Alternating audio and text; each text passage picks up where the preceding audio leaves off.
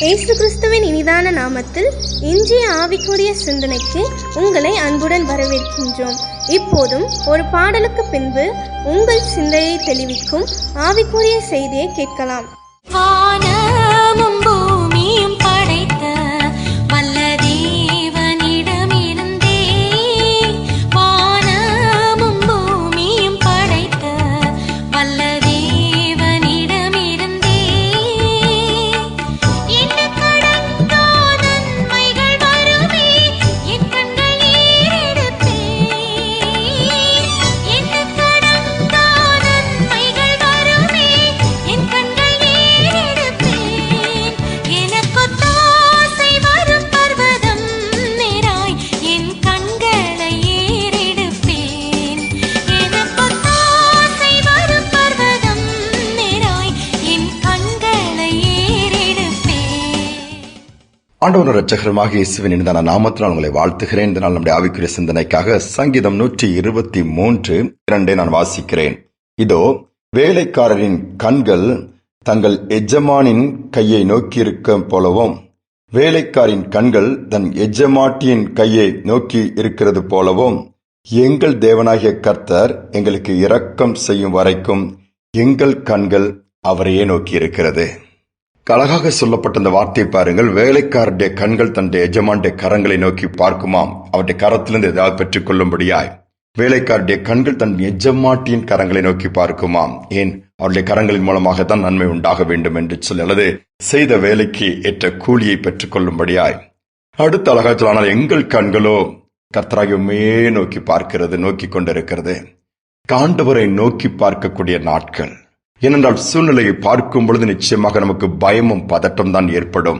நாளை தினத்தை நினைத்தாலே தடுமாற்றங்கள் ஏற்பட்டுவிடும். அப்படிப்பட்ட ஒரு நெருக்கமான காலகட்டத்தில் வந்திருக்கிறோம். எல்லா பக்கங்களிலும் பொருளாதார வீழ்ச்சி, எல்லா பக்கங்களிலும் சோர்வுகள், பலவீனங்கள், பொல்லாத வியாதிகள், மரணத்தின் செய்திகள் சொல்லிக்கொண்டே போகலாம். ஆனால் இந்த நாட்களில் எங்கே நாம் யாரை நோக்கி பார்க்கிறோம், எதற்காக நோக்கி பார்க்கிறோம் என்பதை நாம் அறிந்து கொள்வது அவசியமாக இருக்கிறது. இந்த கண்கள் ஆண்டவரை நோக்கி பார்க்கும் என்று சொன்னால் ஒத்தாசை அவரிடத்திலிருந்து வருகிறதை பெற்றுக் கொள்ள முடியும். 2 ராஜாக்களின் புஸ்தகம் 5ஆம் அதிகாரத்தில் ஒரு சம்பவம் சொல்லப்பட்டிருக்கிறது. எலிசா தீர்க்கதரிசியின் நாட்கள். சீரியா தேசத்திலிருந்து படைத்தளபதி நாகமான் வந்து நிற்கிறான். அவன் கைகளிலே குஷ்டரோகம், சரீரம் முழுவதும் பாதிப்பு, சுகத்தை பெற்றுக் கொள்ளும்படியாய். எலிசா சொல்லுகிறான், நீ போய் யோர்தானிலே 7 முறை மூழ்கி எழுந்திருன்னு சொல்லும் பொழுது அங்கு போகிறான். சுகம் கிடைத்து விடுகிறது. திரும்ப வருகிறான். ஏராளமான வெகுமதிகளை கொண்டு வருகிறான் தீர்க்கதரிசிக்கு கொடுக்கும்படியாய். தீர்க்கதரிசி அது வேண்டாம் என்று சொல்லி அனுப்பி வைத்து விடுகிறார். ஆனால் தீர்க்கதரிசிக்கு வேலைக்காரனாய் இருந்த கேயாசுக்கும் மனமில்லை. கேயாசுடைய கண்கள் அந்த நாகமானின் கரங்களை பார்க்கிறது, வெகுமதிகளை பார்க்கிறது, பெற்றுக்கொள்ளும்படியாய் போகிறான். நடந்தது என்ன? தன்னுடைய எஜமானின் கரத்தை பார்க்காமல் அங்கு வந்திருக்கிற நாகமானின் கரத்தை பார்த்து பெற்றுக் கொண்டதினால் அந்த நாகமானுக்கு வந்த குஷ்டரோகங்கள் பாதிப்பு இந்த கேயாசுக்கு வருகிறது.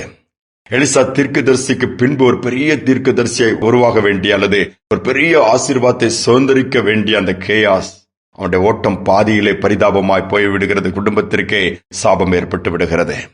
அநேக நேரம் உலகத்தை பார்க்கிறோம், உலகத்தில் உள்ளவைகளை பார்க்கிறோம், உறவுகளை பார்க்கிறோம், ஏதாவது கிடைக்கும் என்று சொல்லி அல்ல, உன்னதமான தேவனை நோக்கி பார்ப்போம்.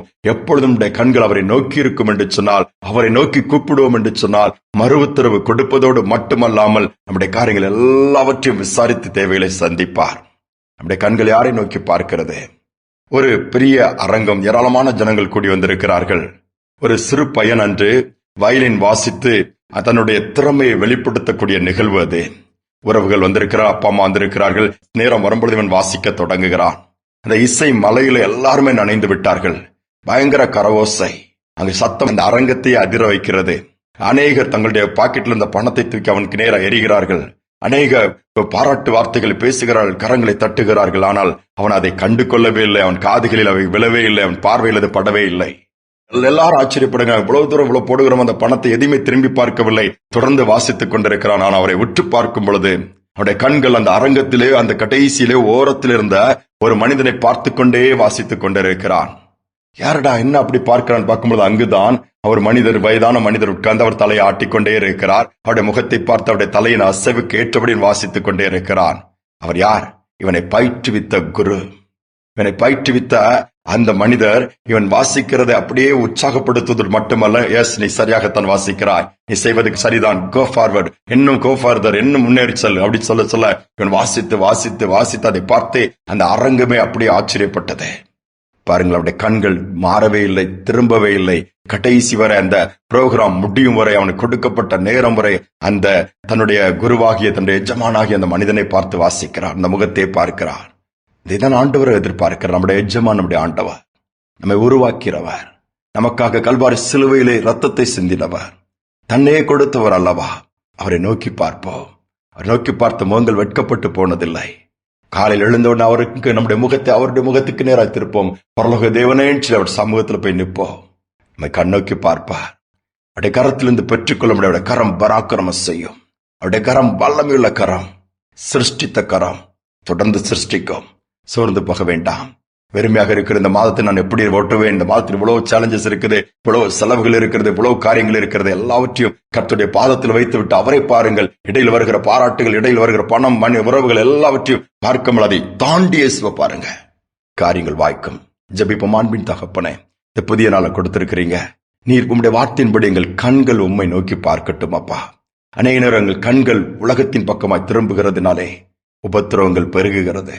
மற்றவர்களை நம்புகிறோம், மனிதர்கள் நம்புகிறோம், யாரையாவது நம்பி இவர்களிடத்தில் எனக்கு உதவி வராதா, ஒத்தாசை வராதா, ஏமாற்றம் தான் வருகிறது.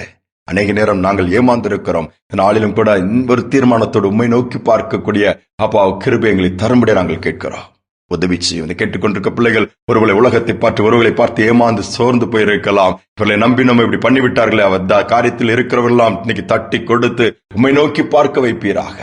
நோக்கி பார்க்கிற பிள்ளைகளை வெட்கப்பட விடாதேப்பா. கண்ணீரோடு வேதனையோடு ஆண்டவரே இரக்கம் செய்ய மாட்டீரான்னு சொல்லி ஏங்குகிற, வேதனையோடு அழுது கொண்டிருக்கிற, ஒவ்வொரு நாளும் விண்ணப்பத்தை ஏறெடுக்கிற பிள்ளைகள் இந்த செய்தியை கேட்க நேரிடுவார்களானால் என் தேவன் அந்த பிள்ளைகளுக்கு இந்த நாளில் இறங்குவீராக, அதிசயங்களை செய்வீராக. தாழ்த்தி ஒப்புக் கொடுக்கிறேன் இயேசு நாமத்தில் பிதாவே, ஆமேன், ஆமேன்.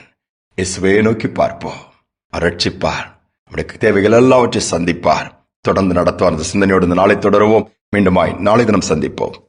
வழிகள் அனைத்தும் கர்த்தருக்கே ஒப்புவித்து நாம் மகிழ்ந்திருப்போம். கர்த்தரையே சார்ந்திருப்போம், கர்த்தரையே சார்ந்திருப்போம். அவரை அனைத்தும் வாய்க்க செய்வார். கர்த்தரை நோக்கி அமர்ந்திருப்போம், கவலை மறந்து காத்திருப்போம். கர்த்தரை நோக்கி அமர்ந்திருப்போம், கவலை மறந்து காத்திருப்போம்.